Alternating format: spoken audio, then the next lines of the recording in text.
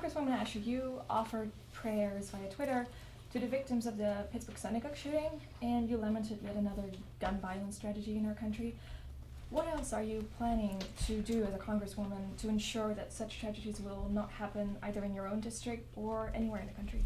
Well, what I'm hoping and praying for is that the composition of the House of Representatives will change next Tuesday.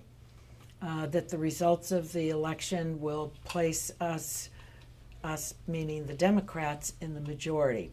And I say that because there's one party that is ready to take action on gun violence. We're the only nation in the world that has the statistics that we do. And it's shameful. Absolutely shameful. And so, given what I've just described, there is a real, urgency in our country to address this. It is one tragedy after another and no action being taken. You know what happens after one of these tragedies? The delegation from the state where the tragedy has taken place go down to the well of the floor of the House. Whomever's district it was in, that member will make some comments. Then the speaker says, we'll have a moment of silence, and our thoughts and prayers are with the families who have lost their loved ones. And it's quiet in the House for maybe 30 seconds, and that's it. So thoughts and prayers are really not enough. Law enforcement came to Congress, top law enforcement officials from across the country instructed us as to what they needed. I'm not a law enforcement person, by background as a professional, but they were highly instructive and said that we need to get rid of bump stocks, that these automatic weapons of war are meant for war. They're not meant for civil society. They have no place in civil society. Anyone that is a hunter would laugh, and they do. And I have a family of that are sportsmen and have been hunting all of their lives. You say anything about an AK-47, they burst out laughing. It's ludicrous.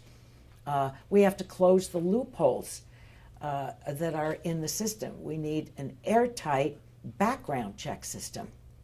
We have legislation on that as well. And so many of these bills that we've introduced are bipartisan, but the Speaker will not allow the bills to come to the floor in order for us to vote, either aye or nay. And so they really have their allegiance, I'm sorry to say, is to the NRA and not to the country. Because if we put these changes in place, it won't stop every last thing. I mean, there's still people that go through stop signs too.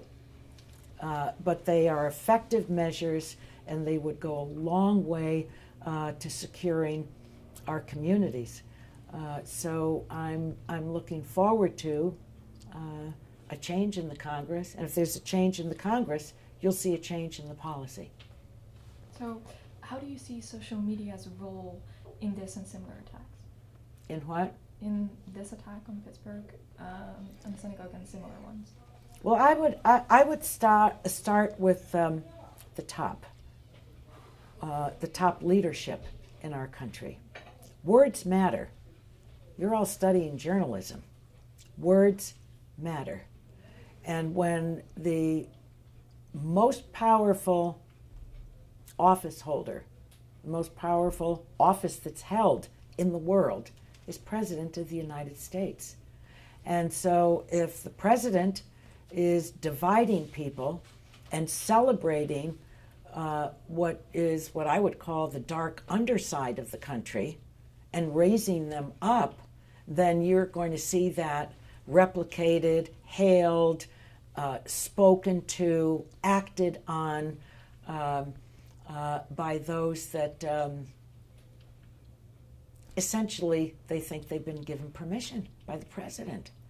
So we have many challenges, and I think that there's a section of a major bill that is, I believe it's Section 230 of the Communications Decency Act. In fact, a reporter called me about it a handful of days ago and wanted to know what I thought. And what that does is it does not hold any company that has a platform in terms of social media, that they're not liable for anything that takes place on their platform. I think that needs to change now. And we have protected speech in the country, and that's very important. But there are a whole series of areas, 9 key areas, that are unprotected. And I think that needs to change. And the reason I think that needs to change is the circumstances have changed, and they've changed for the worse.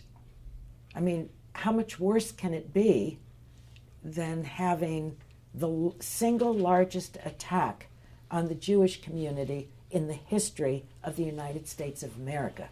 That's not just an incident. And previous to that, last Saturday, we had assassination attempts. I mean, it's domestic terrorism. So I think that the Congress has some work to do in that area. And do you think that what would be anything the FBI can do to identify and investigate these white supremacists with murderous intentions before they act? Well, you have to have. Well, first of all, the FBI is the premier investigatory agency in the world. So they know how. They're excellent at it. But they're not going to, they have to have the force of law behind them. We're a nation of laws. So if this were to be an area that was zeroed in on, and it had the appropriate levels of, level of the law, then that gives them enormous latitude, you see, and but they're the best at what they do. It's what the I stands for in FBI, Federal Bureau of Investigation. And so I have tremendous confidence in them, and but you have to have good laws to back them up. Okay, thank you. You said you were going to have the first question, but it was more than one question. I just want to note that. I'm happy to answer them. Yeah.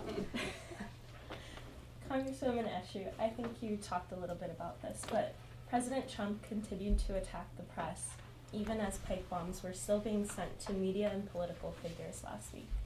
How do you see the relationship between President Trump's rhetoric and the violent events of the past few weeks? Well, I think I've touched on that because words matter. Words matter, and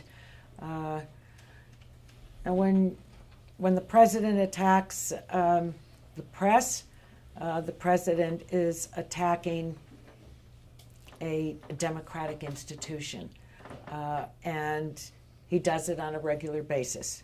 He does it on a regular basis, and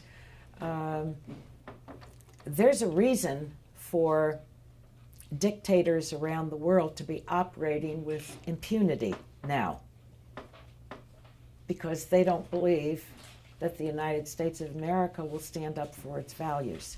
And so you have what I would call a collapse of leadership when it comes to American values. And I think that we have gone for a long time taking our democracy and our democratic institutions for granted. So every time he attacks the press or other democratic institutions, it's an attack on the Constitution, because democratic institutions uphold our Constitution. He took an oath to uphold the Constitution. But I don't think he even understands what that oath was. There were some words on a piece of paper. I think the depth and breadth of the meaning of that oath is really lost on him. And do you mind if I ask you a follow-up and take your fifth question? Mm-hmm. What, if anything, can Democrats and fellow Republicans do more effectively to counter this?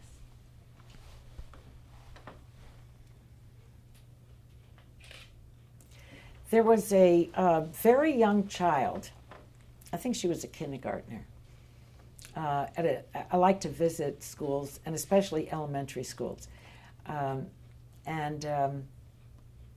So the little ones were sitting on the floor, the older ones were standing, maybe up to 4th or 5th grade. And this little one said to me, "Do you work for the president?" This is really a profound question.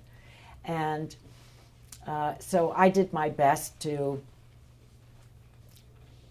bring the conversation down to the level where, a kindergartner would understand. And, the older kids kind of giggled because they may have said to their parents the night before that I was coming, and they had a sense that I wasn't enamored by the president. And but I said to her, "You've asked a very, very important question. I do not work for the president. No member of Congress works for the president. We are a separate but co-equal branch of government. We have three. We have the president and the executive branch. We have the legislative branch, that's the Congress, and the judicial branch, which is the Supreme Court." So what has happened, what you have seen is, again, members forgetting that first in the Constitution, the first article is the Congress. We are there to represent the people that sent us there, our constituents. And of course, when we cast votes, it's not only for our constituents, but collectively for the country. But what you have seen on the other side of the aisle is that they've gone to work for the president. And that has a profound effect on the institution. It has a profound effect on the institution. It's the Congress that does investigation and oversight, but they're not interested in doing that. And yet you see all of these offenses that have been committed, some indicted, of people that are serving in the executive branch. There is certainly a lack of respect for anyone that serves in the executive branch. They're made fun of and run down by the president every single day of the week. They're mindless, brainless bureaucrats. You've heard it all. And yet, when you take just one agency, the State Department, there are literally thousands of years combined in terms of experience in our diplomatic corps. So this is a very serious situation when the president says what he says, does what he does, and then to have more than half of the Congress that doesn't examine anything. Doesn't examine the efficiency or the lack of it in the executive branch, doesn't examine whether public funds are being wasted, whether the public good is being carried out, if the agency and the secretary in that agency are actually carrying out the laws that they're responsible to implement. And so there is really a bastardization of the institution. They have gone to work for the president. And so, mum is the word, no critique, no criticism, a total lack of our constitutional duties. And it's very unhealthy. And it's created, I think, a great deal more dysfunction in the Congress. Thank you. Mhm. Hi, Mr. Anna Eshoo. I'm actually going to follow up on that, having heard that you're not entirely enamored and worried about the other side of the aisle not critiquing as much as it should. So I'm Well, it's our job, it's our constitutional Right. duty Yeah. to. It's not whether you feel like it or not. Right. I didn't work for President Obama. I didn't work Right. for George W. Bush. I didn't work for President Clinton. And I don't work for this president. Exactly. You need to work with an administration in the Congress, absolutely. But I don't work for the president. And there's a huge difference between the two. Exactly, Mhm. and that's why I'm going to ask you about this certain power that Congress has. I'm wondering because formal efforts to initiate an impeachment process have been called for from Democrats in Congress. I'm specifically thinking. They're a handful. Handful, I think yeah. I think the case is exaggerated. Mhm. Yeah, which is why I'm wondering because there are a handful, and we saw earlier that Elizabeth Warren had decided against it leading up to the November election. So I'm wondering if after this election the Democrats take control of the House but not the Senate, do you think impeachment hearings will start, and what do you think will come? We don't know. It's very important to place in the center of this the special counsel. The special counsel is a former director of the FBI, Robert Mueller. I worked with him for almost a decade when I served on the House Intelligence Committee, and he was FBI director, so he would come at least once or twice a week to testify before the committee, and I think he's one of the most able investigators in the country, and he's highly regarded by everyone. So I think that first, we're a nation of laws. We don't just go off and say we're going to have a hanging party. I've been through impeachment, and it tears the country apart. It tears the country apart. It's a very, very difficult process. So my answer to you is I don't know, because I don't know what the result of the overall investigation that the special counsel has undertaken will be. And based on what he presents, the Congress either has the foundational information to move ahead or not to. But the framers left the interpretation of treason, high crimes and misdemeanor. They really left that to the Congress to interpret. So I would say, certainly from myself, and I think from many other members, we need to see what the special counsel presents to us. Now, what we've been very mindful of and have legislation on, which I'm a part of, is to protect the special counsel because we're in, it's a precarious situation because the Attorney General has recused himself, the next in line, and who the special counsel reports to is Rob Rosenstein. And the president does not, I don't think he's exactly wild about him because of his responsibilities, you see.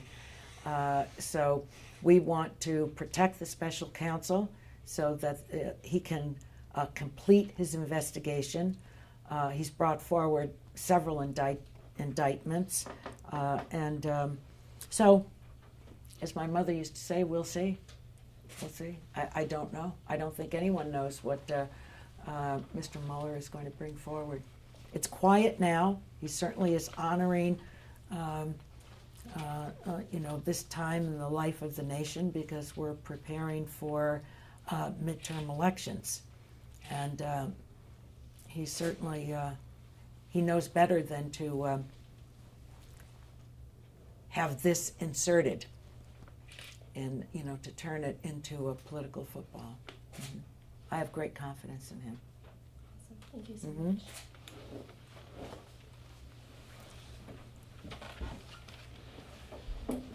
Shifting to a topic of a bill you have proposed to require presidential candidates to disclose their tax returns. Yes. What do you think the chances are of that passing, and what other accountability measures could be taken? Well, I think that there are several issues relative to accountability, and on the Democratic side, we have a very specific list related to ethics and the reason for them is to rebuild confidence in the institution. But first, on the tax returns, I don't. You probably all file short form, right? But when it's very important to understand how instructive, how highly instructive tax returns are. Tax returns say everything about an individual, everything. Everything from whether you've made charitable contributions and to whom and how much, to if you have borrowed money, who have you borrowed it from, how much is it that you've borrowed, what taxes you've paid, whether you have offshore interests and where they are and how much they are. I mean, it really is. It takes in everything. Anything to do with your money, a tax return shows that. Now, in 2016, I introduced the legislation, and it was during the campaign, the presidential campaign. And you know that there were many people that were running on both sides.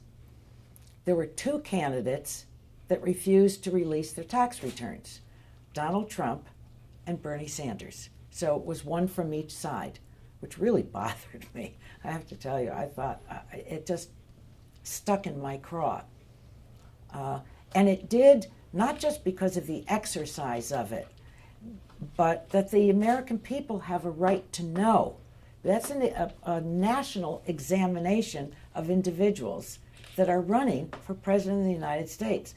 Now, most people are surprised that it's not a requirement. And it's worked very well for a long time, because every single candidate that has presented themselves as a candidate for the presidency have, on a volunteer basis, they've put their tax returns out there. But it was different in 2016. That's why I introduced the legislation. Now, the majority has fought that because there is a process inside the House through the Ways and Means Committee and the Joint Committee on Taxation, that if a request is made, the chairman of both of those committees, or one, can make a request of the IRS for the tax return. And I did that. I made the request, and they never answered the letter, much less, So it was a very loud no. If the Democrats are in control of the House, we will be able to secure that information. I can't help but think that the special counsel has had access to the president's tax returns. But no one else has seen them. No one else has seen them. And there's a lot to be examined. And he has not put his businesses in a blind trust. And so there are some that have called in one of the clauses in the Constitution, the emoluments clause, where no president can enrich themselves while they are in office. So there's a lot that's surrounding it. But I felt very strongly, and I still do, and it was bipartisan legislation, that not only to offer the legislation, we raised it. I went to the floor and raised it several times, and the Republicans just fought like hell against it. Of course, they had the majority of the votes, and so the legislation has not moved. They're highly resistant to it. I'll introduce the bill. I'm reelected. I will reintroduce the bill. You all know that whatever bills are introduced in a 2-year session of Congress that are not passed, they die at the end of the 2-year session, and but they can be reintroduced, obviously, in a new Congress. Thank you. Mm-hmm. Hi. My question is about the upcoming elections. Mm-hmm. We're 5 days out right now, and we've had documented hacking attempts on our electoral system. And here in California, in certain districts, we're still using voting machines that have known security risks.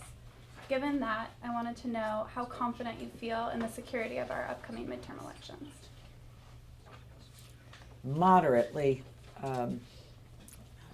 secure. I think one of the things that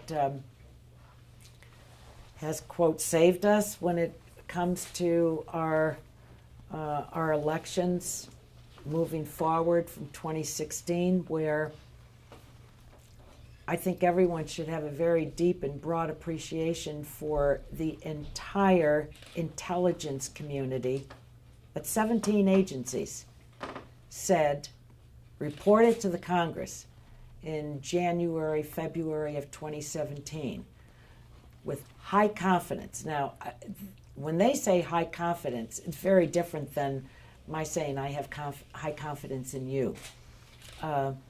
They develop consensus amongst the agencies that comprise the intelligence community. So for one agency, it may be a 60-40. For another, it may be 51-49.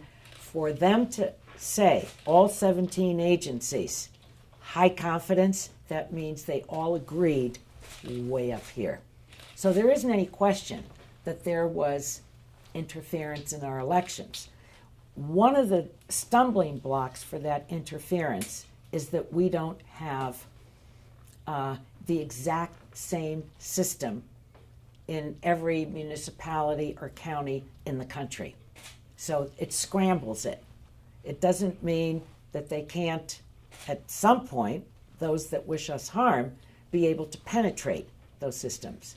But they really couldn't do it, all of what they wished to do in 2016.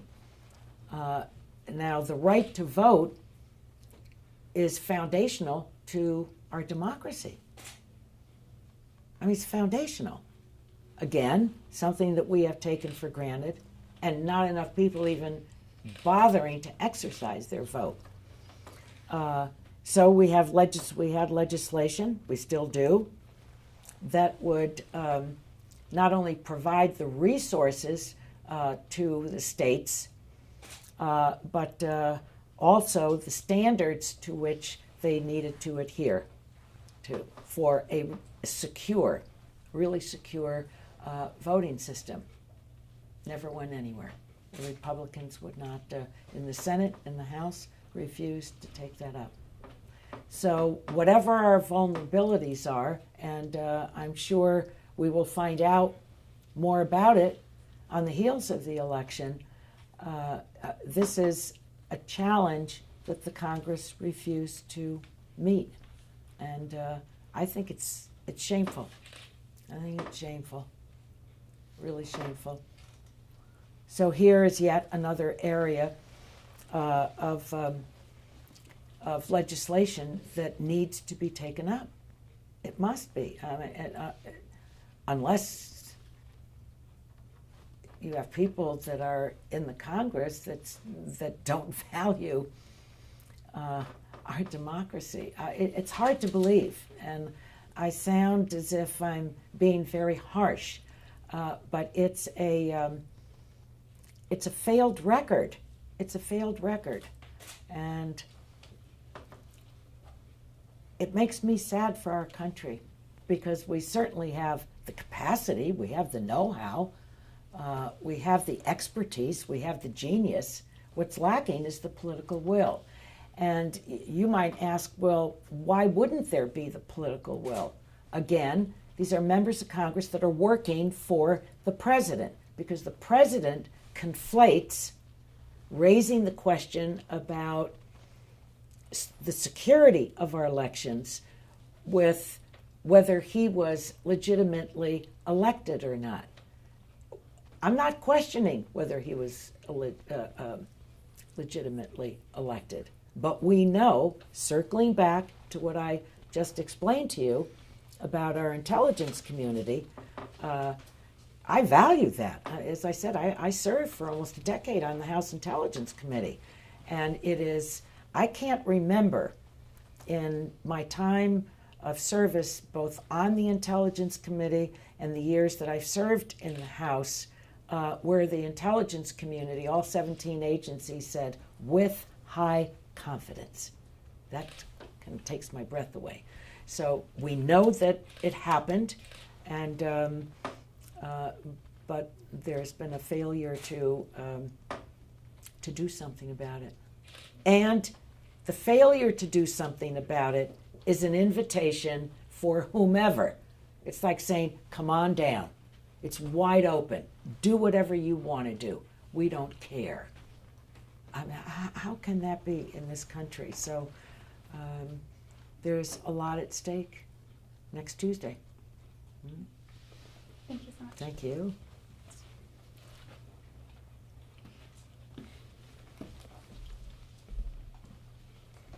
Hi, so I want to switch topics a little bit and talk about something that's been in the news lately. It's been a couple weeks since the confirmation of Supreme Court Justice Brett Kavanaugh. I'm curious what, if anything, has your office done to support one of your constituents, Dr. Christine Blasey Ford? Well, we've been there with her every step of the way. So it's, she sat right there. I sat across from her where you are. We'd never met one another before, and I spent almost 2 hours with her. I told her, I asked her many questions, and I told her at the end of our meeting that I believed her. The rest is kind of history, recent history. I don't want to go into steps along the way, you know, to assist her and her family in that. I think that's personal, but I said to her, we're here to help you in every way possible. I thought it was very important for me to communicate to her that I wasn't here to tell her what to do. It was up to her. It was up to her. You know, I've dealt with, over the years with, sexual abuse, violations that are committed against people, and I know what's paramount to them is privacy, their anonymity, because they're terrified that their family, their parents would find out about something that took place when they were much younger, that they haven't shared it with a spouse or their children, what will happen to them in their employment. I mean, the list goes on and on and on. So privacy, anonymity is paramount. We've protected that. I believe that Senator Feinstein did the same thing. And but I think that when the history of the is written about the nomination, that Dr. Ford will be referred to as one of the most courageous individuals to come forward and testify before the Congress. Definitely. Because she was and she is. And she understood when I met with her what was at stake, what was at risk, all the factors that were at risk. And she didn't start with herself, she started with her family. You see, and then that came to be. But she made the decision to go public so that she could tell her own story and not have others mischaracterize it. That is enormously courageous. And I think that she's paid a price for it. Has your office been in contact with her post-confirmation and in hopes of supporting her further? Well, she knows that we're here for her. In fact, we have many, many boxes in the storage closet because people they don't know where to send their cards and letters and all of that to her, so they send them to us. So she knows we're here for her. Thank you.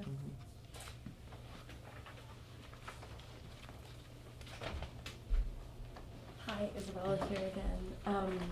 Following up, the Me Too movement and the Kavanaugh hearings have really brought the issue of sexual assault to the forefront. What do you think is the best way to hold public officials and candidates responsible for sexual misconduct? Well, there are many ways, but I think that what the Me Too movement has brought about so far from different sectors in our country, from entertainment industry, corporate America, is something like 201, I read maybe about 10 days ago, of top people that had to step aside. So it's very powerful. Very powerful when you have so many, and many very, very well known, that you don't see on your TV screen anymore, that from the C-suite, they don't want this on their watch. And you see right here where people have left companies. So I think that it's a movement that is, most frankly, still nascent. I think we have a long road to travel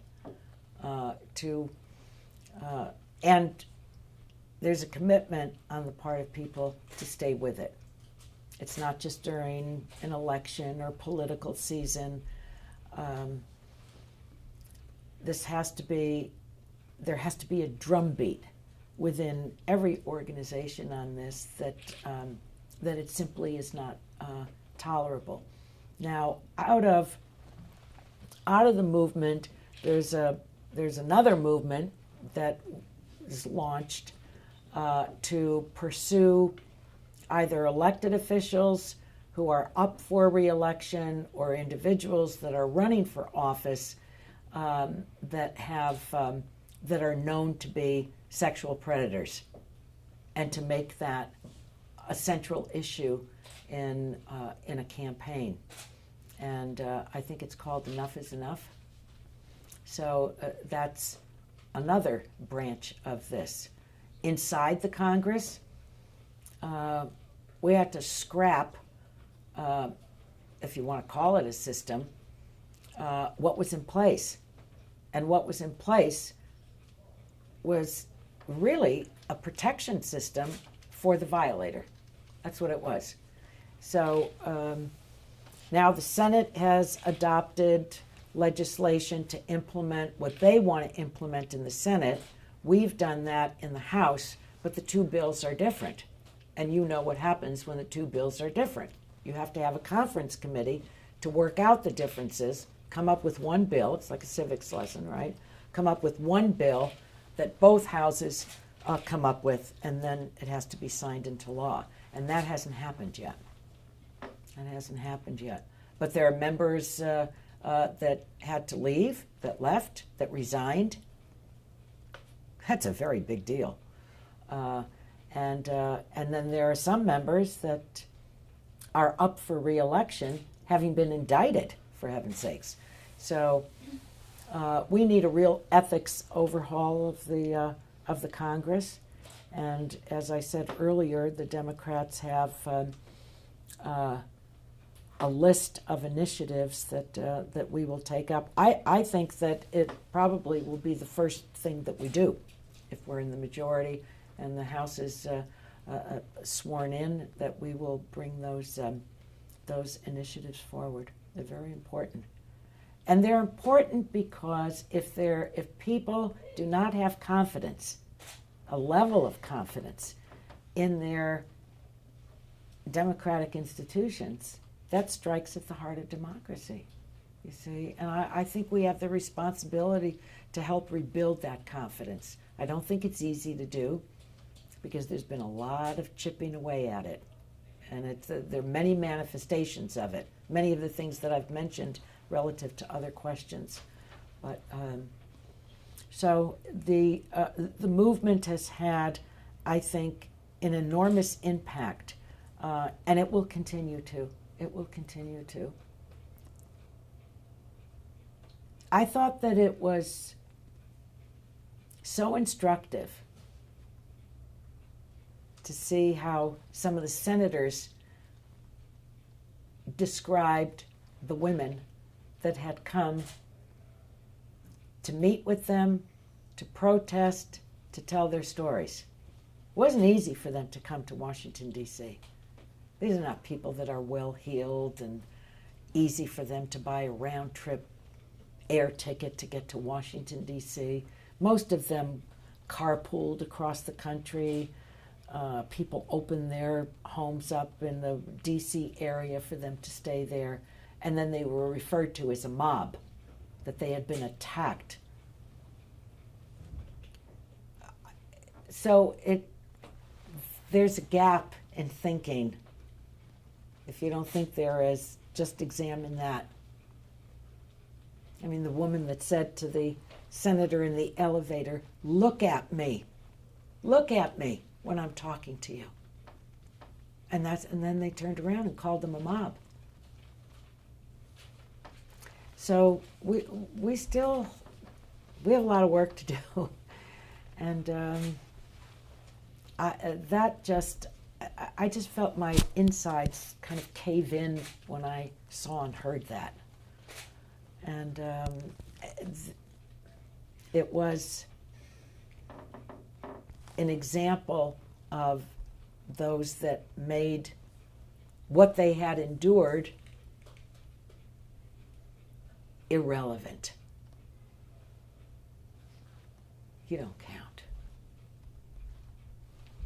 And if there was an assault, I think it was Judge Kavanaugh. He's the one that made the assault. He made an assault on our democracy when he came back in to testify. I've never heard, I think that testimony was totally disqualifying as far as I'm concerned, because if that's judicial temperance, then we're in trouble. If that's the way he views our country, simply in two groups, the conservatives are wonderful and they're okay, and if you're not, then you don't count.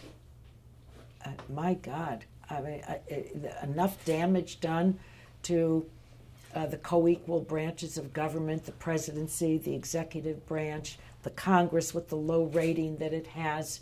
I don't know, 18% approval or something like that. I don't think collectively we have that many relatives. And then the Supreme Court. So if you put all of that together, there's been considerable damage done. And how he votes and all of that, but how he comported himself was stunning to me. I just gasped listening to him. So, not good. Thank you very much. Mm-hmm. Hello, Ms. Eshoo. Hi. We're Again. going to transition to some questions on immigration. Uh-huh. So on your website, in the comprehensive immigration reform section, you state that you support creating a path to citizenship as long as the immigrants, quote unquote, don't become a burden to the public. Could you please expand on what you mean by that, and then Tell us how fairness could be ensured for immigrant populations that come from countries with less resources and so might at some point become a burden to the public. Well, first of all, I've worked on comprehensive immigration reform for years. And I believe it must be comprehensive. If you take just one slice of our legal, not illegal, but legal side, first of all, we haven't visited or revisited immigration on a comprehensive basis since 1987. That's a long time ago. It's almost more than 30 years ago, I think.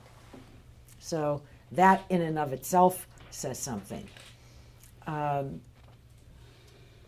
if you only take up a part of it, it's like punching a pillow. You put a dent in it and then something else pops up.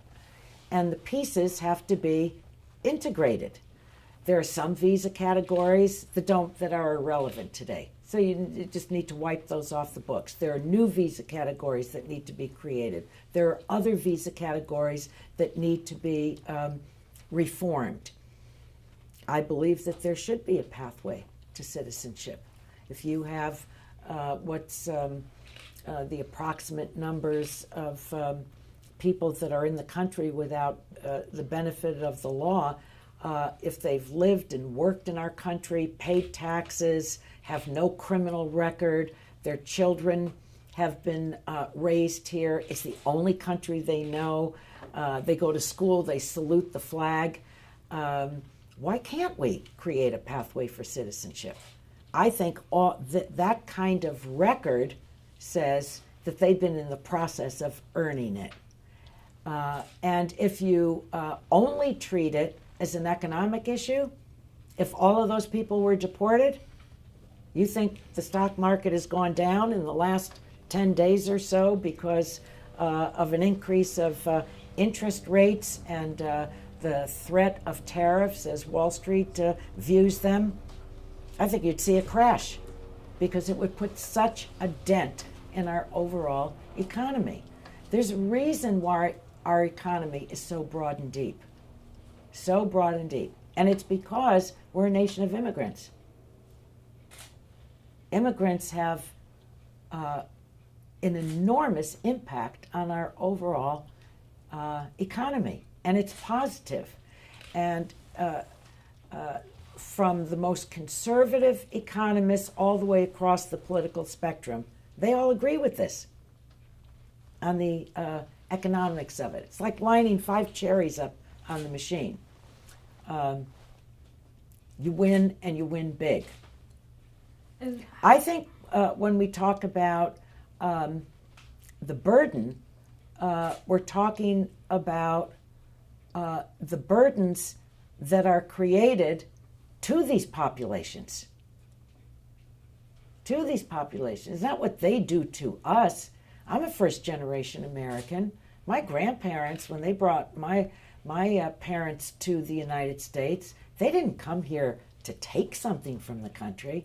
They gave their entire lives to giving back because they love the country so much. People that come here and wish to come here, it's because of our values, the freedoms that we have. And they want to contribute. They know what America gives back, but they also know what they want to give to it. So, you see what some politicians, including the president, say. He's sending troops to the border. I don't know when women and small children were a threat to our national security. I've never seen that before. And I think if he really cared, he would have a foreign policy that in working with the countries where that people are fleeing. Most people in the United States don't realize that we have laws that protect those that present themselves as seeking asylum. We have a set of laws around that. So, to say that these are, that the security of our nation is threatened, that's going a real distance to describe people that are fleeing violence. Now, we have every country, every sovereign nation has the responsibility to protect their borders. I mean, there's no question about that. I think that we've come a long way in protecting the border. The Congress has appropriated billions, not hundreds of millions, but billions of dollars to beef up our southern border.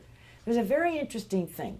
I'm just completing my 13th term, 26 years. Do you know not one constituent in 26 years has ever asked me about our northern border? Not one. Not one. Not in a town hall meeting, not in an email, not in a never, never. So this is an issue that I think, again, my Republican colleagues love to have, to weaponize, but not do anything about it. A handful of years ago, it was called the Gang of Eight. There were 4 leading Republicans, 4 leading Democrats that worked very hard. I mean, because it's not an easy thing to do. You have to compromise. And they came up with a comprehensive immigration reform bill in the Senate. And it passed the Senate. It passed the Senate, but neither Speaker Boehner or Speaker Ryan will allow that bill to come to the floor of the House. I think the American people and my constituents deserve to know where each person stands.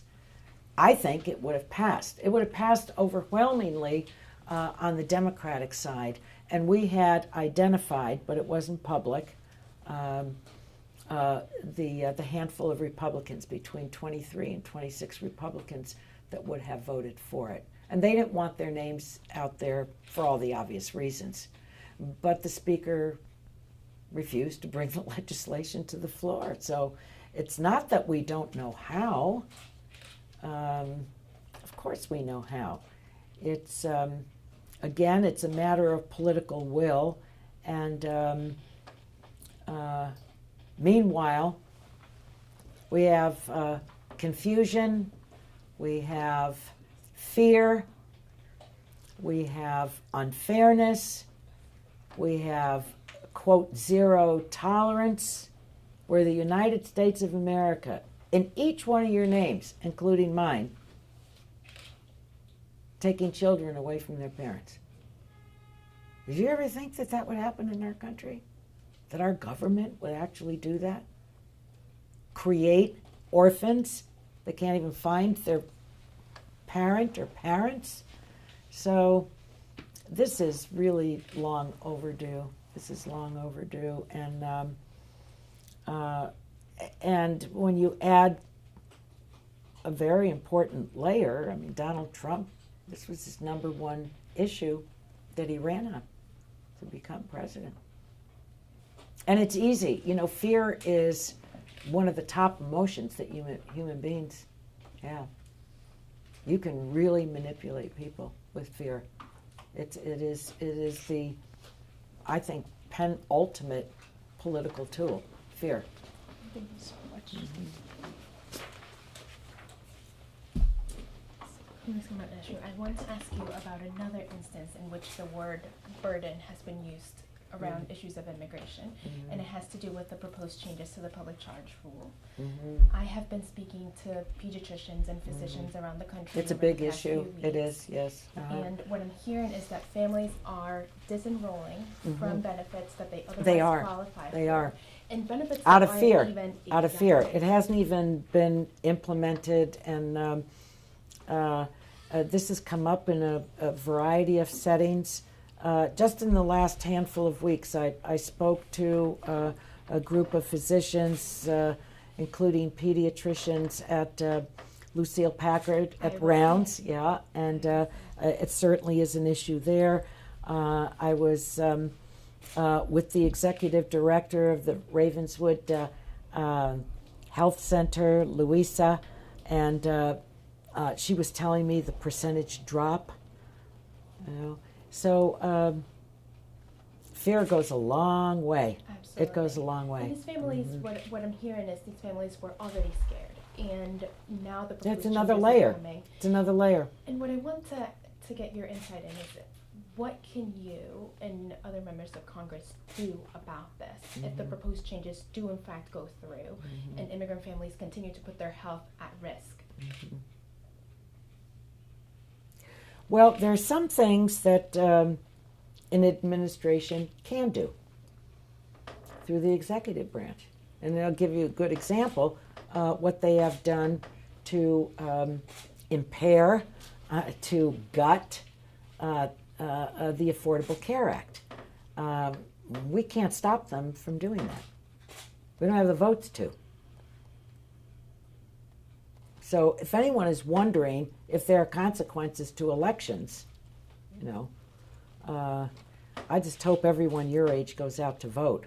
But unfortunately, the polls are not showing that, and the statistics for millennials is really very, very poor, up to only 1 out of 10 voting. So, so what can we do if, say, if the Democrats are put into the majority by the American people? We can certainly be a check on the system, but there are three, you know, there are 2 houses of Congress if we don't have the Senate, and then the president can veto the bill. So there are some things we can do, but I don't envision it being stopping them. Unless there is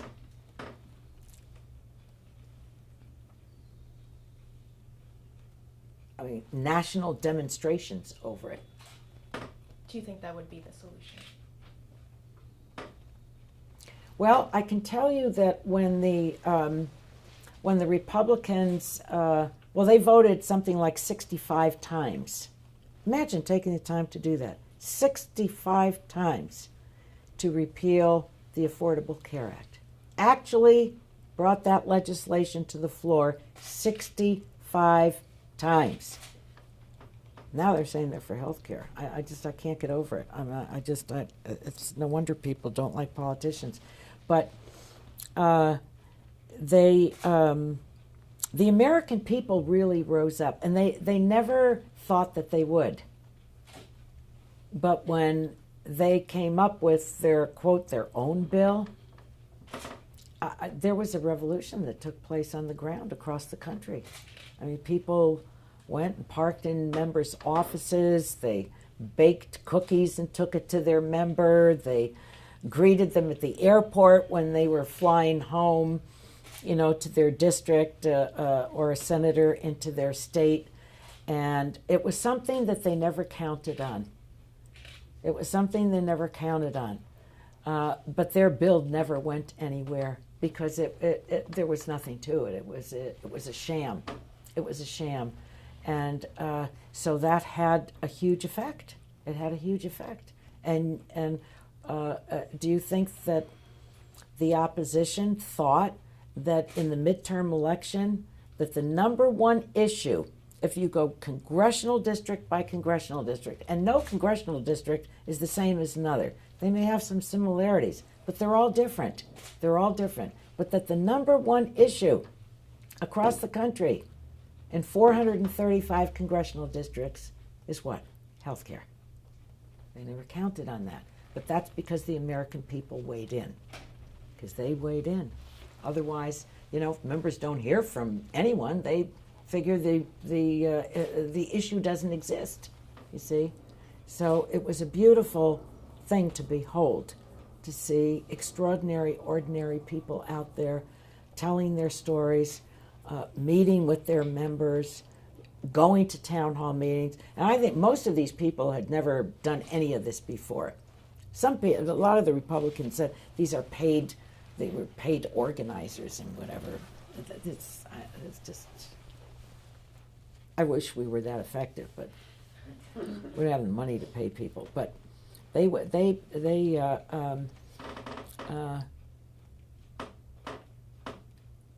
stories are powerful. Personal stories are powerful. And, these words in laws, in legislation, walk into people's lives. You can't tell someone that has a pre-existing condition that it doesn't matter. They've already been through hell before we passed the ACA. You're just automatically blackballed. No health care coverage whatsoever. Number one reason for bankruptcy in the country, healthcare costs. So these are very real things. Now you're asking me if I think that people will come out on this issue the way I just described they did on the ACA. I guess it remains to be seen. I think it remains to be seen, but it's yet another demonstration of how powerful fear is. Thank you very much.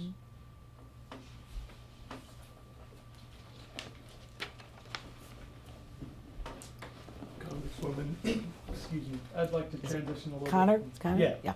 Mm-hmm. I'd like to transition from immigration just to ask you about law enforcement. Mm-hmm. So a few years ago, multiple officers with the Santa Clara Sheriff's Office were disciplined for sending racist text messages for each other, prompting investigations into racism within the department. How concerned are you about racial bias in law enforcement? Oh, one has to be very concerned about it. You just look at jail and or prison populations in our country, and it's black and brown. So, I don't think that's a coincidence. That's not a coincidence. And the rate of, I just had a whole group of students writing to me about this. And I signed the letters last night to them, and some more earlier in the week. And the rate of minorities receiving the sentences that are imposed are much larger than for whites. So there is bias in our system. I mean, these are not statistics that some politician came up with. I mean, it is what it is. So this is an area in Congress where there is a real potential to reform on a bipartisan basis.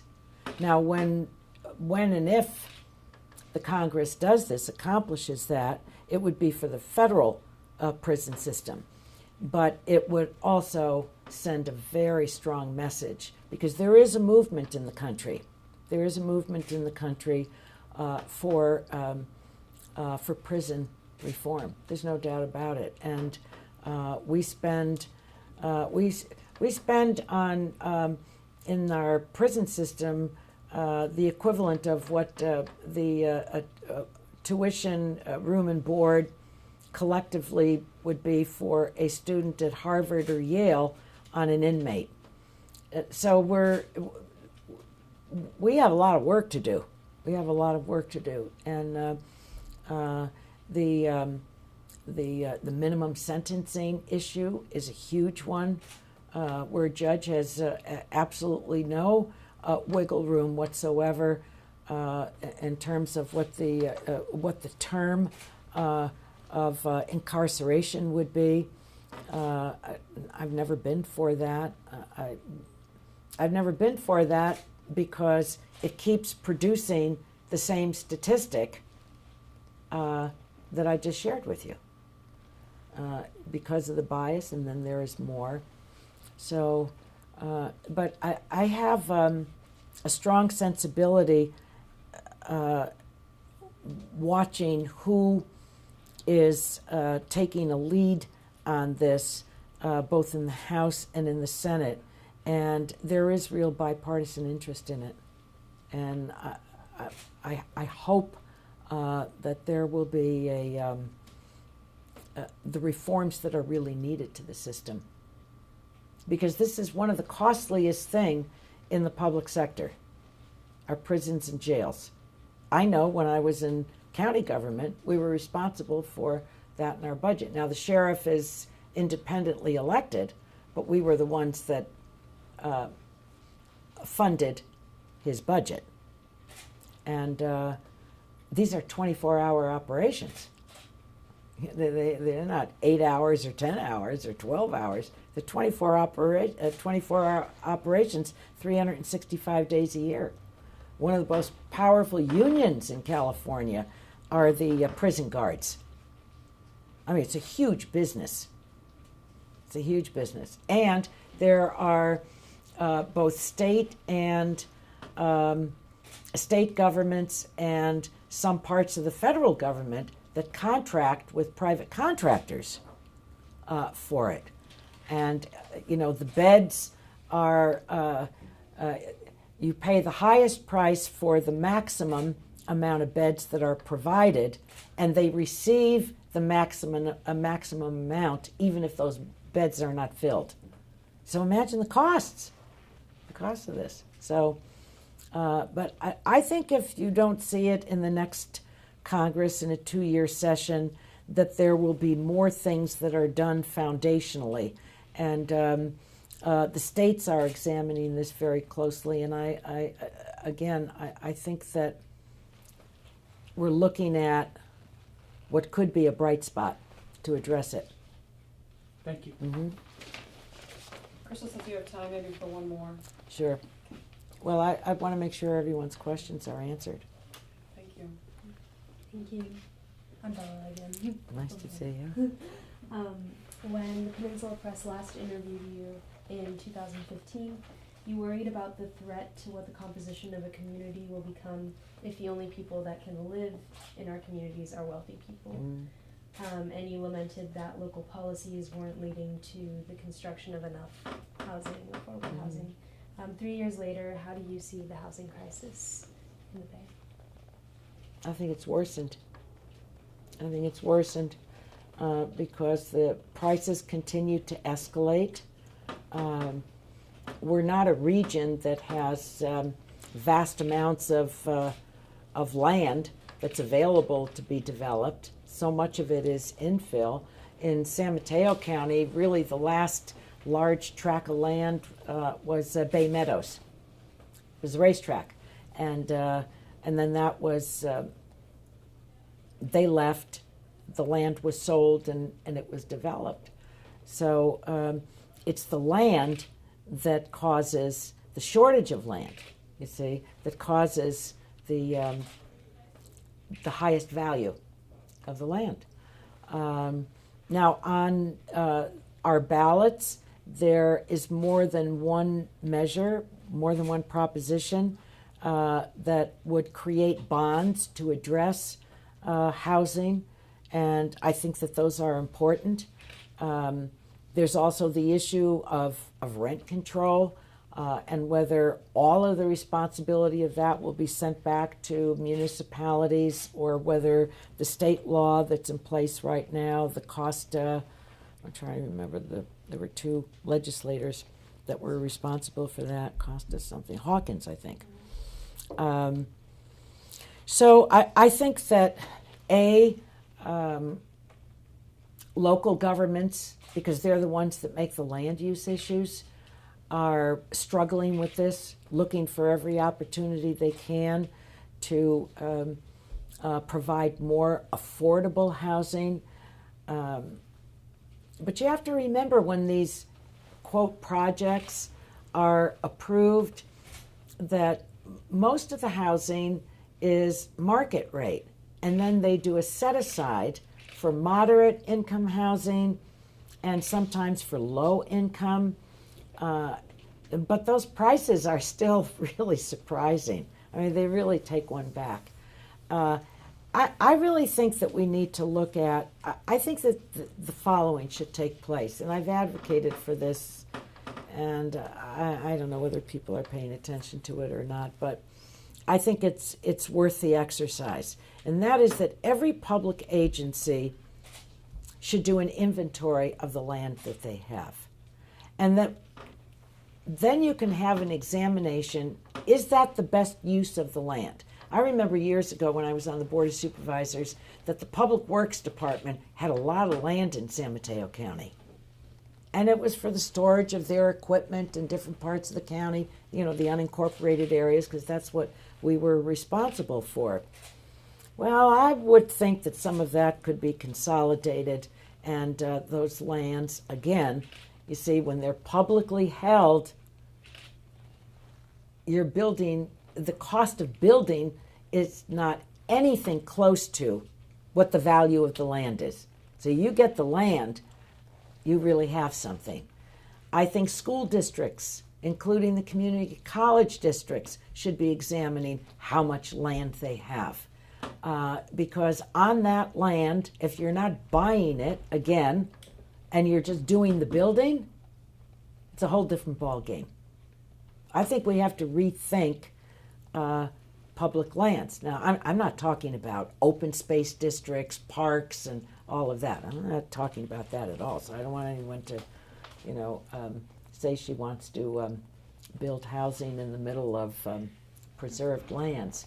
But we have to rethink how we're doing things, and we're not going to have the kind of communities that are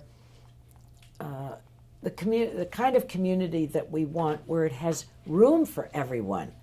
If someone's teaching school, shouldn't they be living in that community? A nurse, a garbage collector, whomever it is.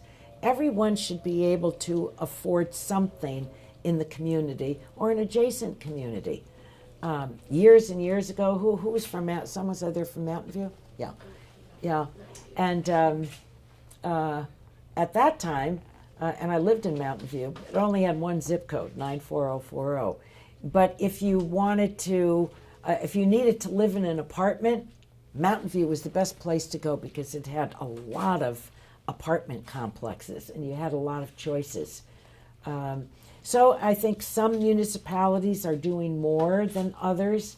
I think it's pretty tough for Atherton to build affordable housing, but I think there's something else as well, and that is you have to have a partnership between the levels of government. The federal government has cut way back on what was known as CDBG funding, a community development block grants. And that CBDG money was marvelous for me to make use of when I was on the board. Why? Because it was directed for very specifically for housing, but it didn't have a lot of strings attached to it. So, Belmont is different than San Carlos, Redwood City, so you could fashion and use those dollars and match them up with what the Board of Supervisors had, or a city council, that would be the federal, and then you could get some state money, and now you're talking, because you have three pots of money, and you can get good things done. I mean, I'm so proud of the things that I was able to do many, many years ago. But now the partnership of the federal government is practically non-existent. It's not a priority, and it's changed even more with the new administration. The state is ramping up because every assembly person and every state senator comes home to their district and they hear the same thing. There's real pressure for affordable housing. So there's more that's forthcoming, I think, from the state, and some of the manifestation of some of that are in the bond measures that are on the ballot. And it makes a difference who's elected to city councils. It really does. But you know what, truth be known, in the Bay Area, in our region, we've always been behind on the number of units that need to be constructed for housing, whether it's apartment, low income, senior, veterans, you name it. We've always been behind. I went on to the Board of Supervisors. I was elected in 1982, and we were not meeting as a region. We were not meeting the needs then, and so it's a continuing issue, and I think some have really put their oars in the water to address it. But as I said, we started out in a hole. We have not met the needs, and our region has expanded. We have a lot more people living here now, you see, and you can tell by the traffic. So housing and transportation are huge. What I've concentrated on, and it does have an effect on housing, was to, well, first of all, Caltrain has always been the spine of our transportation system on the peninsula. It always has been. And I was not happy with what the high-speed rail board was trying to do. It came through here and said, this is what we're going to do and you better like it. Well, that's a hell of a way to catch bees, right? That's, cities were suing, people were up in arms, they didn't like it. And I said, look, Caltrain should be we own the corridor. Caltrain should be our high-speed rail system. And so I was able to change the plan, number one, with people locally, to all the stakeholders to buy into it, but also to get the federal government and its transportation agencies to the same place, so that we were all singing from the same hymnal. And then I'm really proud of it, almost $700 million, almost $750 million for the electrification of Caltrain. Now you may ask, well, what does that have to do with housing? Well, it's like a magnet, because where that transportation corridor is, that's where cities are looking to build new housing. You see, so that helps. That helps, and I think that's important. I also have legislation for those that are living in homeowners associations, that they get some relief through the tax code, that they be able to write those fees off up to a certain amount, per individual and then per couple. And that's been, there's a very long list of organizational supporters, organizations across the country that got behind it. They're very excited about it. It hasn't really gone anywhere with the Ways and Means Committee, but that doesn't deter me, because so many of my bills that became law, I introduced in 3, 4, 5, 6 sessions of Congress. And then all of a sudden you get to a point where the stars are aligned, and it works. It works. So you have to be tenacious about it. So those are some of my thoughts about housing. Mm-hmm. Well, we went a little over. Thank you very much, Congressman. Did everyone have their question? I had none, but I held back. Do you want to ask one? Well, you can't ask me a million, but ask me what you'd like. I want to ask one, just to make sure we understand you correctly, going back to the very first question, just quickly. Do you hold President Trump responsible for the shooting in Pittsburgh because he was inciting on the caravan? The guy was an anti-Semite his whole life, and then he went in and said, I'm going in because of the invaders. He was talking about President Trump was talking about the invaders, and he said, I'm going in, we're being invaded. How do you assess his responsibility? I think he's a major contributor to it. I don't think that he's going to be tried and convicted of having, of what the outcome was, but he's a major contributor to it. He's President of the United States. See, in the United States, from our very beginning of our country, we've always had a dark underside. Always. It's always been there. The difference today is that we have a president that has validated and celebrates that dark underside. They don't have to be under anymore. They can be out there operating with impunity. Neo-Nazis, white supremacists, he's given them permission. These are all good people. They're all good people. And so words matter. I think, the way he comports himself, and he has his supporters coming together in a rally, and that's certainly appropriate. There's nothing wrong with that. But when he said slug him, hit him, it is, it's really shocking.